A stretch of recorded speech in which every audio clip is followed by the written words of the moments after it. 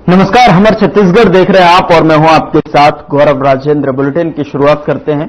नेता प्रतिपक्ष चरणदास महंत जांजगीर चांपा जिले के दौरे पर पहुंचे। यहां उन्होंने कांग्रेसी नेता स्वर्गीय पंचराम यादव के घर पहुंचकर परिजनों से मुलाकात की। उन्होंने जिले में सूदखोरी की बढ़ती हुई प्रवृत्ति के लिए चिंता जताते हुए मामले की जांच भी की और साथ ही साथ उसकी मांग की। देखिए ये पूरी खबर हमारी इस रिपोर्ट में।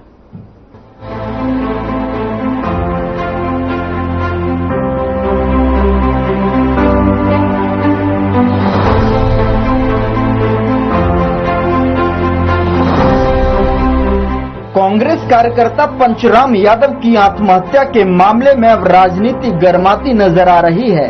इसी कड़ी में छत्तीसगढ़ विधानसभा के नेता प्रतिपक्ष चरणदास महंत जांजगीर के दौरे पर पहुंचे।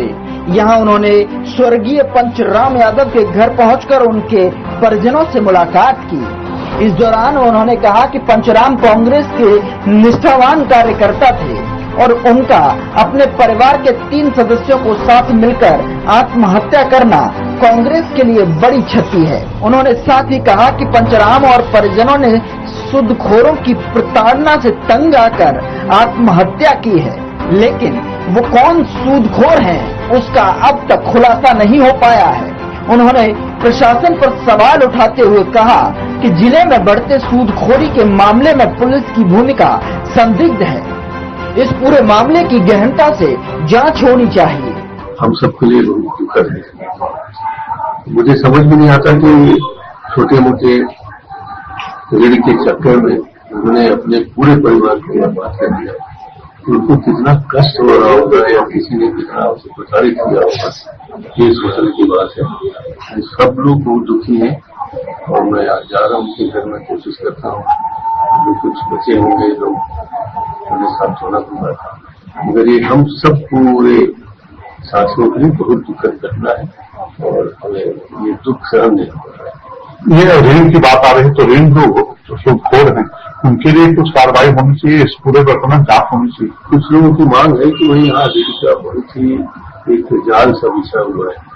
इससे जो है हर जगह इसको भी ठीक करेंगे, ये जानकारी मिलेगी तो इससे जांच अभी सुचारू रूप से संतुष्ट हैं या फिर इसे कुछ और चीज करें? अभी मेरी जांच वहां तक पहुंची देखा भी नहीं है, मगर जांच होनी चाहिए। अगर ऐसी बात है तो चार जीवन खत्म हो जाता है और यहाँ तक कि मियाँ बीवी एक बार चलता है, 2 ऐसे बच्चे जो जवान हैं जिनकी शादी होने को, ऐसे लोगों को भी जहर पिला के मारने में किसी ने कितना उसे प्रताड़ित किया होगा, ये हम सब समझते हैं। चरणदास महंत ने प्रदेश सरकार पर आरोप लगाते हुए कहा कि बीजेपी में नेता ही अपनी सरकार पर लगातार आरोप मढ़ रहे हैं।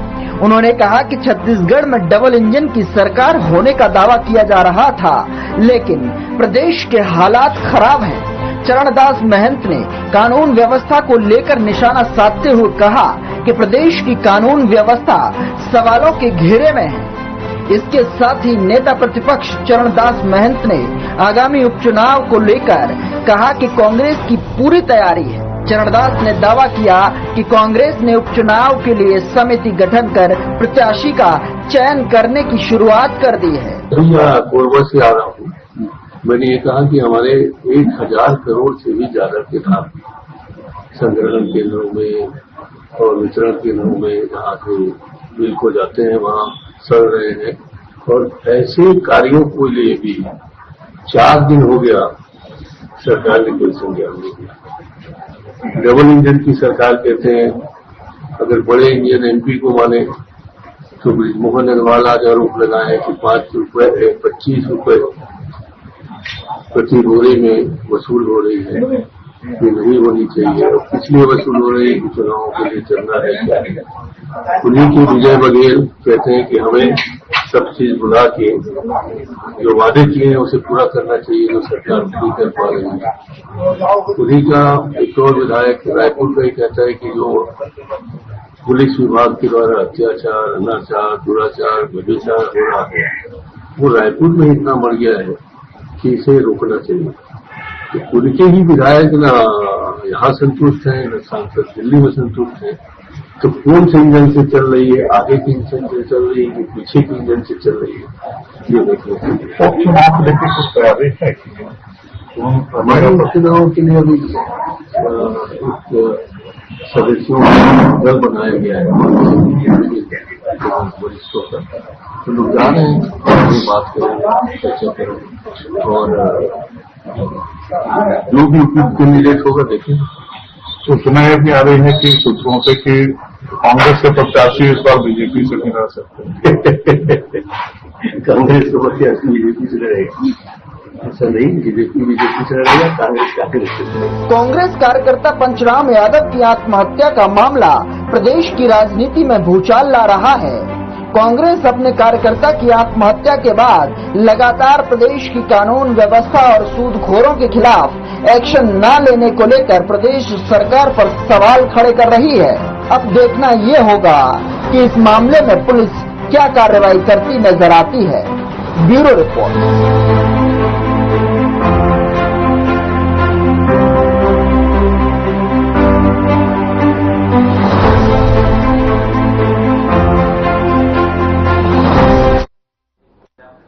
उधर छत्तीसगढ़ विधानसभा के नेता प्रतिपक्ष डॉक्टर चरणदास महंत ने रविवार को मीडिया से चर्चा करते हुए कहा कि मेरे द्वारा छत्तीसगढ़ में धान को लेकर जो सवाल उठाया है उस पर विष्णुदेव साय सरकार और उनके जो चलाने वाले किसी भी मंत्री या अन्य नेताओं का कोई भी स्पष्टीकरण नहीं आया है। बेहद दुखद बात है। डॉक्टर महंत ने सवाल किया है कि क्या साय सरकार ने मान लिया है कि भाजपा सरकार में 1000 करोड़ का घोटाला हुआ है।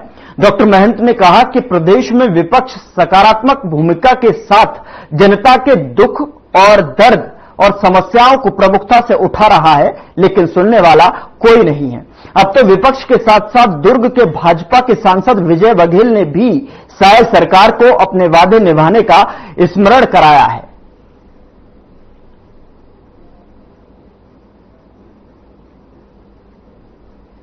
देशवासियों को गणेश चतुर्थी की बधाई देता हूं। गणेश जी विराजमान है। हम उनसे प्रार्थना करते हैं कि प्रदेश की, देश की रक्षा, सुरक्षा और उन्नति का आशीर्वाद दें।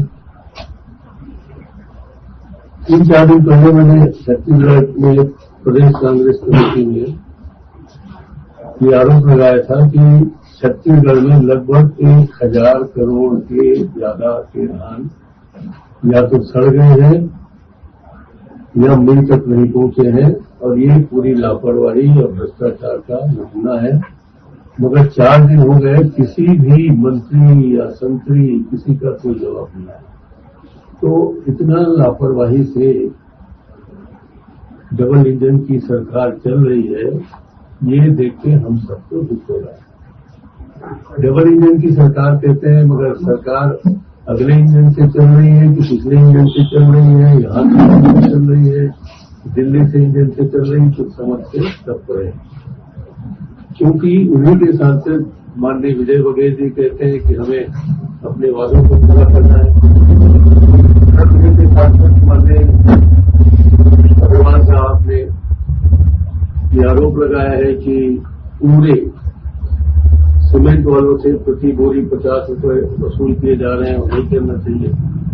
अब ये वसूली आगामी चुनाव का चलना है कि क्या है, कौन से इंजन इसके लिए जवाबदार है, ये हमें समझ नहीं आता।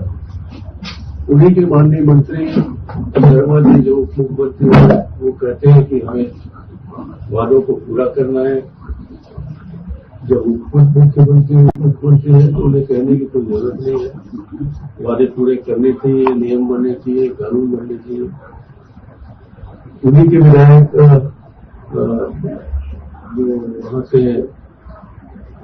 क्या नाम है जी उनका, पुरंदर मिश्रा जी, वो भी कहते हैं कि छत्तीसगढ़ के रायपुर तक में रोज हिंसात्मक घटनाएं हो रही हैं, अत्याचार हो रहे हैं, बलात्कार हो रहे हैं। कली दुर्ग में शायद 3 हत्याओं का प्रयास हुआ है, भिलाई में हुआ है। और इसी तरीके से जो घटनाएं घट रही हैं वो लगातार बढ़ रही है। ये इस चिंता के कारण मैंने आपको कहा कि आपसे बात करूं, क्योंकि आप लोग बड़े सेंसिटिव रहते हैं कोरबा वाले, और कोरबा में तो जिस तरह से हाथियों का मार चल रहा है, आए दिन कहीं न कहीं हमारे क्षेत्र के लोग मर रहे हैं, और उसके लिए मैं आज से नहीं, जब से मंत्री था तब से प्रयास कर रहा हूं कि यहाँ एक हाथी का अभयारण्य बन जाए, जहाँ हाथियों को रखा जाए और दुर्घटनाओं से बचा जाए। मगर न तो हमारी सरकार के समय ये कुछ हो पाया, न भारतीय जनता पार्टी सरकार कुछ कर रही है। ये सामाजिक और मानवीय दुख का कारण है कि हम कोरबावासी, कोरबा के लोग, कोरबा के आसपास के लोग हाथी से बहुत परेशान हैं, और इसका तत्काल कोई न कोई हल उनको सोचना। ईडी को भेजती है, दबाव बनाती है, आप लोगों को जेल भेजा जाता है। क्या मानते हैं कि अब तक ये कर रही है दबाव बनाने के लिए? ये तो कर ही रही है भारतीय जनता पार्टी की सरकार पूरे देश में, सिर्फ कांग्रेस के यहाँ या जो उनके विपक्षी दल है उन्हीं के यहाँ ईडी के छापे मरवा रहे हैं, उनके यहाँ आईबी के छापे चल रहे हैं, उनके यहाँ आज क्या है और सीबीआई के छापे चल रहे हैं। बाकी उनके लोग कुछ भी कर रहे हैं, पता नहीं चल रहा है क्या कर रहे हैं।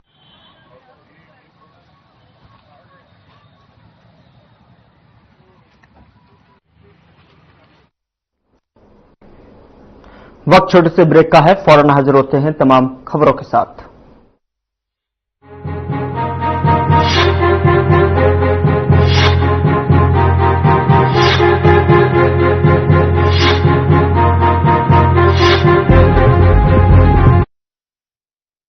भाई वाली मूर्ति पहले कंप्लीट कर लो, रात में जाएगी।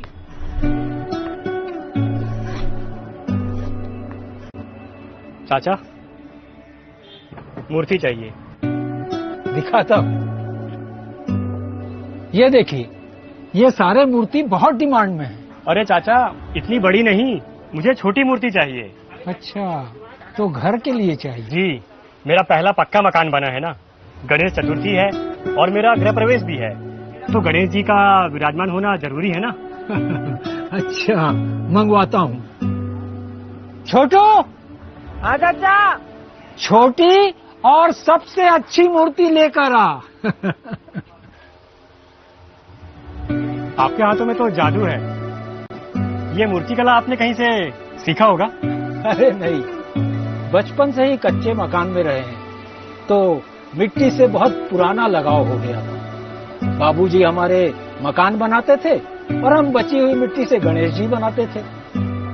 अब तो यही रोजी रोटी का जरिया रह गया है। अब तो आप पक्के मकान में रहते होंगे ना? अरे कहाँ, साल में 2 महीने ही तो मूर्ति का काम करते हैं, बाकी 10 महीने कोई कमाई नहीं होती, बस घर चलता है। मैं कहाँ पक्का मकान बनाऊंगा। आपको पता है मेरा पक्का मकान कैसे बना? प्रधानमंत्री आवास योजना के तहत। जिनका मकान कच्चा है, सरकार उनको अब पक्का मकान बनाकर दे रही है।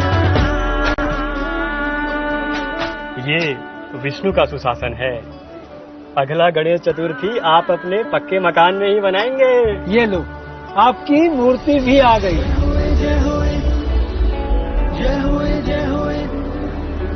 और हाँ, अपने पक्के मकान के लिए डिमांडिंग मूर्ति ही बनाइएगा।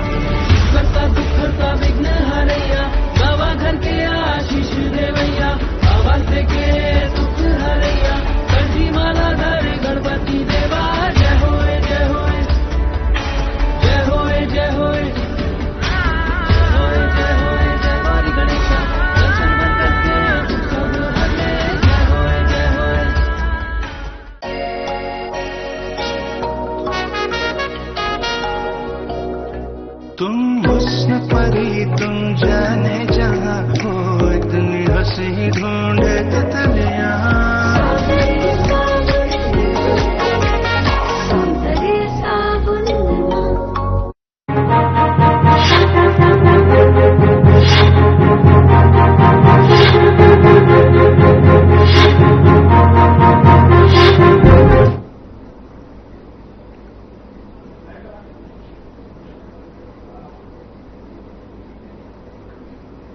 ब्रेक के बाद स्वागत है आपका। खबरों में आगे बढ़ते हैं। जांजगीर के अल्प प्रवास पहुंचे छत्तीसगढ़ के पूर्व सीएम भूपेश बघेल का बयान सामने आया है। उन्होंने जांजगीर के कांग्रेस नेता पंचराम यादव के परिवार की सामूहिक आत्महत्या का कारण सूदखोरी को बताया है। उन्होंने कहा कि प्रदेश में कानून व्यवस्था नहीं बची है। गौठान को भ्रष्टाचार का अड्डा बताकर बंद कर दिया गया और जांच के नाम पर कोई पहल नहीं की गई। उन्होंने आगे कहा कि अगर कहीं गड़बड़ी हुई है तो उसकी जांच होनी चाहिए, ना कि योजना को बंद करना चाहिए। साथ ही आपको आगे बता दें कि गौठान योजना किसानों के हित में बनाई गई थी, जिसके बंद होने पर किसानों ने जो है कंपनी फसल बचाना और एक चुनौती बन गया है। सड़क के मवेशियों की मौत हो रही है और गौ तस्कर सक्रिय हो गए हैं, जिसे रोकने के लिए राज्य सरकार के लिए कोई प्लान नहीं है। इसी का साथ है जो है सीएम भूपेश बघेल ने बीजेपी के सदस्यता अभियान पर सवाल उठाने समेत कई मुद्दों पर निशाना साधा। पूरे प्रदेश की जहां तक की बात है तो कानून व्यवस्था बेहद खराब है। यहाँ जांजगीर में एक ही परिवार के 7 लोगों मौत हो जाती है। आज ही भिलाई में 3 लोगों के जिन हत्या कर दी गई। तो लगातार हत्या, बलात्कार, लूट, फायरिंग सब कुछ हो रहा है। गौ तस्करी भी हो रहा है बदलने से। सब जो अवैध काम है वो सब संचालित हो रहा है। दुर्ग के सांसद ने मुख्यमंत्री को पत्र लिखा कि प्रधानमंत्री के जो गारंटी, मोदी की गारंटी, वो भी पूरा नहीं हो रहा। दूसरी तरफ आज ही आपने देखा है कि रायपुर के जो सांसद है उन्होंने पत्र लिखा है निर्मला जी को, मुख्यमंत्री को, सीमेंट के भाव बढ़ेंगे। तो भारतीय जनता पार्टी की अंतरकलह प्रदेश में भी है और पूरे देश में भी है। अब ये पार्टी बहुत ज्यादा देर तक के अभी टिकने वाली नहीं है। सब जगह जो अंतरकलह उधर से सामने है। सत्ता अभियान चला रहे हैं, कह रहे हैं कि कांग्रेसियों को भी ले लेंगे। मेरे पास एक नंबर आया है, मतलब किसी भी बना रहे हैं, मेरे मैसेज आया है कि ये आपका नंबर है, पता नहीं क्या नंबर बोले उसको, और इसमें आप करेंगे। मतलब इनको पहले भी इसे मिस डालने के थे, इस समय भी ये लोग कुछ इस प्रकार से नंबर कर रहे हैं। अब वो नंद कुमार साया गया है, उसको वेरिफिकेशन करना पड़ेगा बोलते हैं। जब आप आ जाएंगे देखिए, गौठान ग्रामीणों की आवश्यकता है। गौठान से जहां गौओं की सुरक्षा होती है वहीं खेती की सुरक्षा होती है, वहीं लोगों को रोजगार मिलता है, 4 पैसे आमदनी होती है। अब सरकार ने उसे बंद कर दिया। बंद करने से स्थिति ये हुई कि खेत में रखवाली करना पड़ रहा है किसानों को, और दूसरा सड़क दुर्घटना लगातार बढ़ी है और गौ तस्करी बढ़ी है। आज मैं अनेक गांव मतलब मैं लगातार दौरा कर रहा हूं, तो वहां लोग अब चंदा इकट्ठा करके खुद चरवाहे लगा के गाय की रखवाली करवा रहा है ताकि फसल बचे। जो व्यवस्था को इसी बिगाड़ दी है। आरोप चला गया, भ्रष्टाचार हुआ। भ्रष्टाचार तो 10 महीने हो गए भैया आपकी सरकार, एक भी जांच नहीं, बस जांच भर करा रहे हैं। जांच रिपोर्ट क्या है? कुछ नहीं। लेकिन जो व्यवस्था है खराब है। मान लो इसको शिक्षा विभाग में कोई गड़बड़ी है तो पूरे विभाग को बंद करोगे? गड़बड़ी है उसकी जांच करो, लेकिन जो चलती व्यवस्था को बिगाड़ते रहे। आज सब जगह चाहे कहीं भी जाओ, रामगांव, दूर, रायपुर, बड़ौदा बाजार, चापा, जांजगीर, अभी मैं दर्शनाम गया तो अभी 3 घंटे पहले की बात है, बोले कि हमारे एक देवेंद्र वर्मा है, हमारे साथी भी हैं, उन्होंने कहा कि प्रति राशन कार्ड 400 रुपये ले रहे हैं ताकि खेतों पर रखवाली कर सके। जबकि हमारी व्यवस्था में कुछ खर्चा किसानों को नहीं हो रहा था। अब किसान अपनी फसल की रखवाली के लिए जेब से खर्चा करना पड़ रहा है। तो ये तो सारी व्यवस्था बिगाड़ दे ना। आप गोधन न्याय योजना बंद कर दिए, भूमि श्रमिक न्याय योजना बंद कर दिए, बेरोजगारी भत्ता बंद कर दिए, राजीव अनुदान क्लब बंद कर दिए, छत्तीसगढ़ के खेल कूद, छत्तीसगढ़ की संस्कृति सब आदिवासी दिवस मना रहे थे उसको आप नहीं मनाया। हरेली केवल सीएम हाउस तक सीमित रह गया। तीजा भी सीएम हाउस तक सीमित रहा।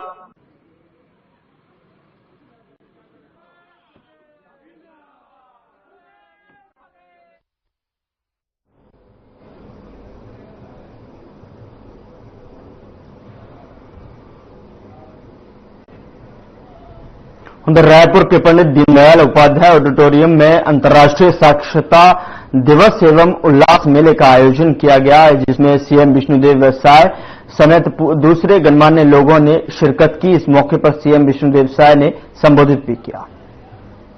महतारी की, छत्तीसगढ़ महतारी की, सरस्वती माता की, सरस्वती माता की, गणेश भगवान की, गणेश भगवान की। गणेश भगवान भी बुद्धि देने वाले हैं ना। आज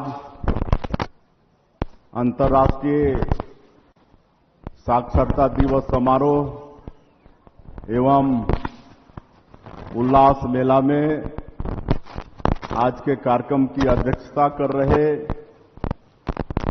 हमारे रायपुर जिला के प्रभारी मंत्री और छत्तीसगढ़ सरकार के वन, जलवायु परिवर्तन, सहकारिता और जल संसाधन मंत्री श्री केदार कश्यप जी, हमारे रायपुर के लोकप्रिय सांसद, पहले शिक्षा मंत्री भी थे, आदरणीय श्री बृजमोहन अग्रवाल जी, हमारे विधायकगण श्री पुरंदर मिश्रा जी, श्री मोतीलाल साहू जी, श्री अनूप शर्मा जी पद्मश्री, श्री गुरु खुशवंत साहिब जी, श्री इंद्र कुमार साहू जी, हमारे शिक्षा विभाग के सचिव श्री सिद्धार्थ कोमल परदेसी जी, डायरेक्टर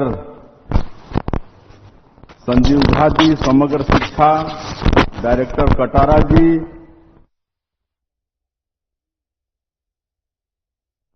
अधिकारीगण और आज के इस उल्लास मेला में उपस्थित सभी राष्ट्र के निर्माता कहे जाने वाले शिक्षकवृंद, सभी देश के भविष्य कर्णधार, स्कूली भाइयों और बहनों, शिक्षार्थीगण और ये साक्षरता मिशन में जो विशेष काम कर रहे हैं श्री प्रशांत, श्री दिनेश और मीडिया के साथीगण, आप सभी लोगों को सबसे पहले अंतर्राष्ट्रीय साक्षरता दिवस की बहुत बहुत बधाई, बहुत बहुत शुभकामनाएं। बंधुओं, हमारे विद्वानों ने कहा है कि शिक्षा विकास का मूल मंत्र है। मनुष्य को किसी भी क्षेत्र में विकास करना है तो शिक्षा बहुत जरूरी है। शिक्षा प्राप्त करके डिग्री हासिल करना खाली सरकारी नौकरी प्राप्त करने का माध्यम नहीं है, बल्कि मनुष्य को किसी भी क्षेत्र में, चाहे वो व्यापार है, समाज सेवा है, राजनीति का क्षेत्र है, चाहे किसी भी क्षेत्र में विकास करना है तो शिक्षा जरूरी है। और विद्वानों ने यह भी कहा है कि शिक्षा के बिना जीवन अधूरा है। आज आप सब लोग समझते हैं कि एक शिक्षित, एक साक्षर मनुष्य जिस तरह से जीवन जीता है और एक असाक्षर, एक अनपढ़ व्यक्ति जिस तरह से जीवन जीता है, दोनों के जीवन जीने में जमीन और आसमान का फर्क होता है। और हमारा ये देश। फिलहाल बुलेटिन में इतना ही। नमस्कार।